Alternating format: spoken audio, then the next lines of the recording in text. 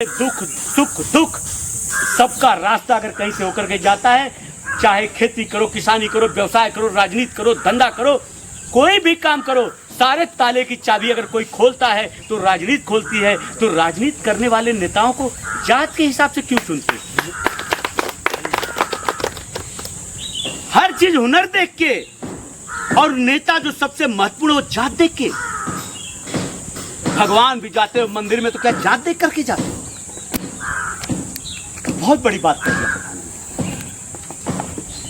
जाना अपने घर में, गांव में पूछ लेना, मास्टर, डॉक्टर, वकील, अध्यापक, टेलर, मिस्त्री, जब हुनर पे करके तय करते हो तो राजनीति और नेता भी हुनर देख करके तय कर लो। और देख लो ये जो दूसरे दल के लोग हैं, उनके नेता नीति मुकाबला कर लो। हमारे नेता को भी देख लो, हमारी नीतियों को भी देख लो। कोई मुकाबला है क्या?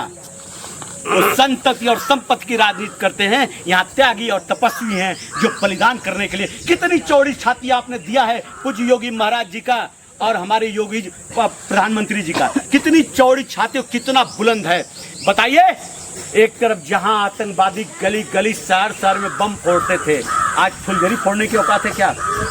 जहां गुंडा और बदमाश काली काली गाड़ी, राइफल, बंदूक वसूली, अध्यापकों से वसूली मांगी जाती थी, टीचर से वसूली, प्रधान से वसूली है नहीं।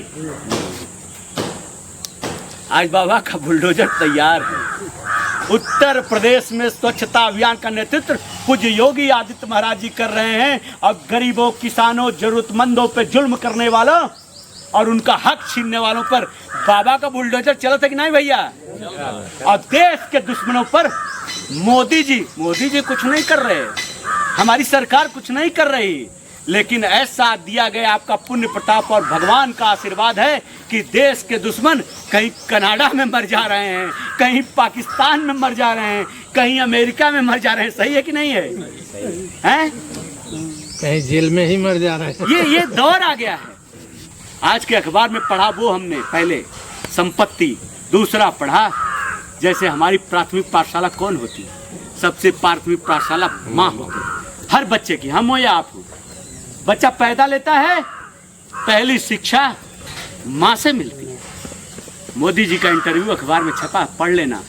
उन्होंने कहा कि मैंने माँ से सबसे बड़ी शिक्षा और संस्कार जो लिया, मेरी माँ जब मैंने होश संभाला तो कहा, बेटा कभी जीवन में रिश्वत मत लेना और कभी जीवन में गरीब को मत छूना। दो शिक्षा मोदी जी की माँ ने दिया।